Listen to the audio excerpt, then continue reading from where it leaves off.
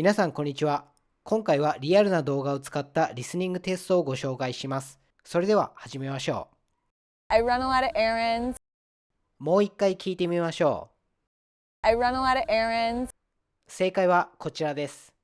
I run a lot of errands. いろんな用事を済ませます。I run a lot of errands. I run a lot of errands. 次はこちらです。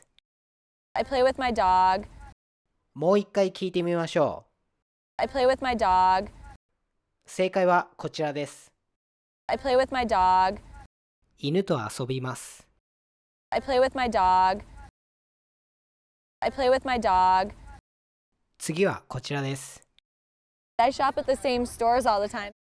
もう一回聞いてみましょ I shop at the same stores all the time. う。正解はこちらです。I shop at the same stores all the time. 毎回同じお店で買い物をします。I shop at the same stores all the time. I shop at the same stores all the time. 次はこちらです。 That's hard. もう一回聞いてみましょ That's hard. う。正解はこちらです。 That's hard. それは難しいです。 That's hard.